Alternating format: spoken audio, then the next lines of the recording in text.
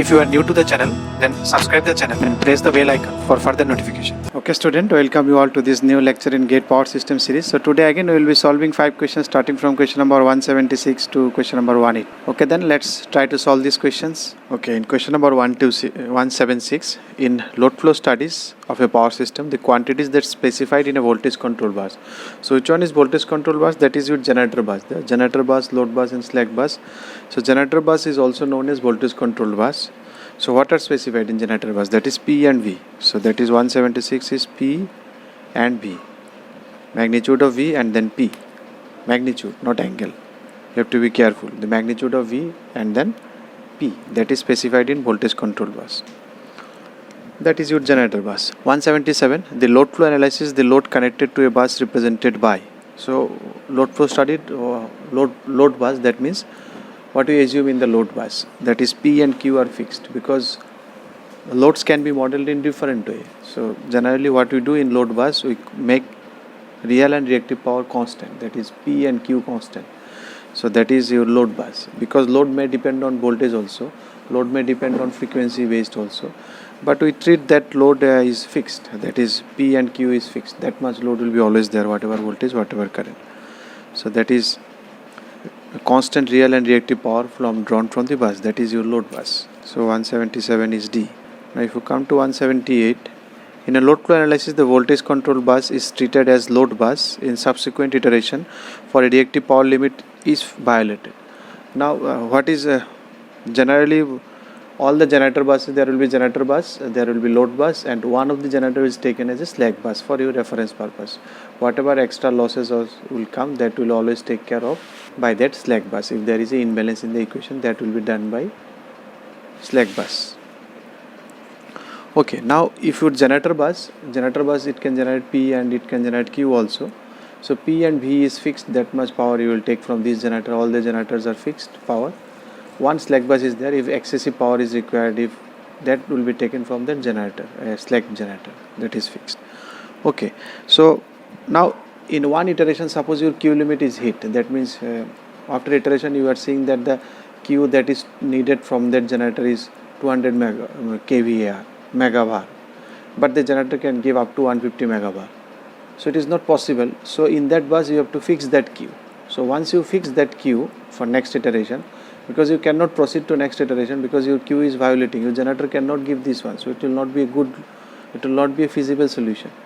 So you fix the Q at 150 megawatt, that is its maximum Q that it can supply, and P is already fixed. So P, Q both when become fixed, then it becomes a load bus. So you remove your V constant, that V magnitude we treated constant for this bus, we remove that condition, we keep it P and Q constant. That means in that case that becomes an load bus, because P is already fixed, now Q is also fixing, so it becomes a load bus. That is 178 true.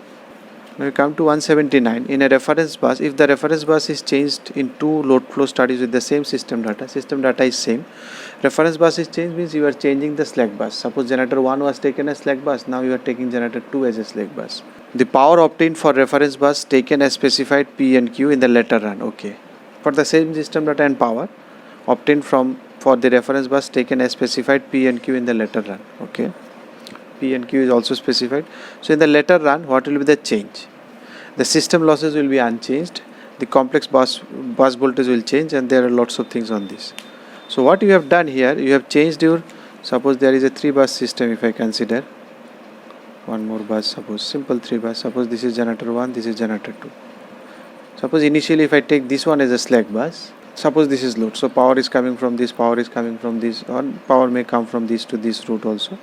So because it is network data is same, power flow remains same, so that will be remain same, but in reference we choose the voltage angle to be 0. Then the other voltage angles are formed with respect to that in terms of slack voltage, in terms of this 0 and in terms of this voltage 1.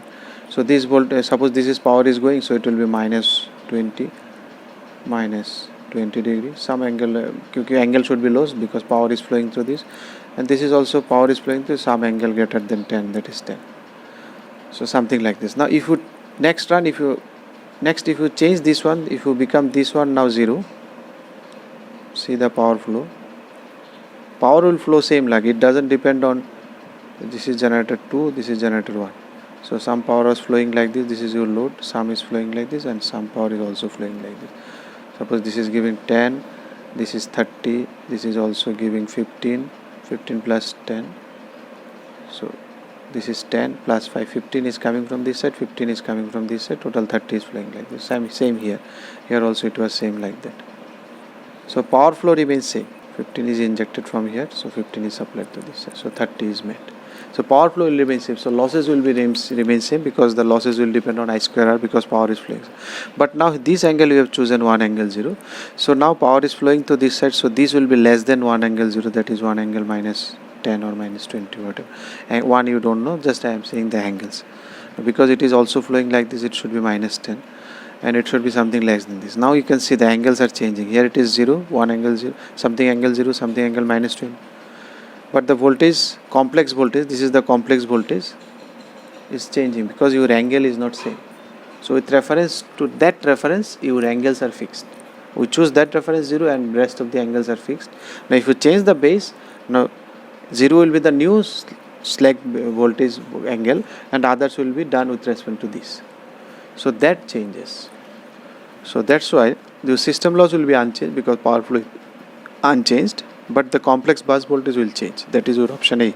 Now if you come to 180, the per unit voltage of two synchronous machine connected through a lossless line, this and this. Okay. So this is machine 1, this is machine 2. So what is the power voltage here? 9.95 at an angle of 10, 10 at an angle. The following sides of the machine. So all are about machine 1. So let us see how much power it is giving, it is feeding. So whatever power it is feeding, the same power will be receiving here because no R is there. So what is your complex power? That is P plus JQ is equal to VI star. That is our load convention. Okay. So what is V? V is this 0.95 at an angle of 10. And what is I star? I is 0.95 at an angle of 10. This voltage minus this voltage divided by Jx. So keep Jx as it is. You keep it because x is not given. So you keep it as the 1 by x and j is minus j, that is 90. So or you can take x equal to 1, whatever. Just asking you sign positive, negative, that's it. You can choose any value of x. X suppose I have chosen 1 or x I kept it like this. So if you solve the inside portion keeping x this side, it will be 0.1649 at an angle of minus 0.033i. So you can see P is positive. So the real power of the machine is positive real power. Reactive power of the machine is negative reactive power. Okay, that means A is connected with P, B is connected with R. Sorry, negative reactive power, that is S. Q is negative, P is positive, Q is negative. Now what is the power factor of the machine 1? Now for generator, now there is a catch in generator and load.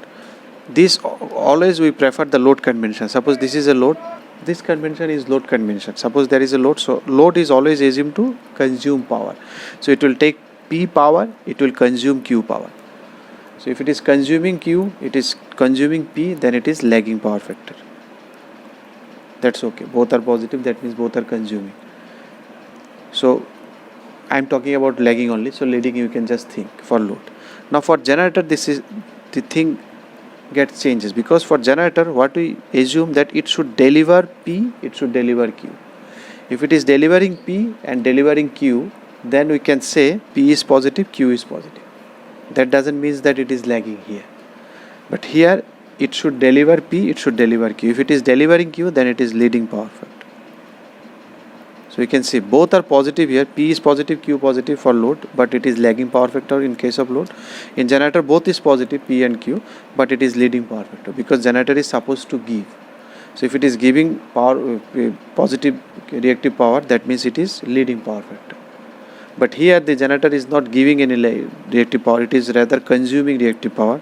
So because it is consuming, because minus means here it is coming minus, that our general convention is both positive means it is delivering, but it is not delivering. So it is not leading, it will be lagging here because here Q is negative. But here if it is Q negative, then it becomes leading in case of load. In case of generator, if Q negative, then it is lagging. So there is a difference. Just opposite. Here if it is Q positive, then it is lagging. If Q negative, then it is leading.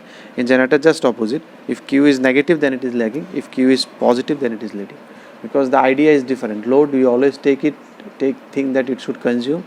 Generator will always think that it should feed. So that means your AB, that means C will be connected with your U, that is lagging power factor. So these are the answers. If you like the video, then press the like button and please give your valuable comments in the comment section.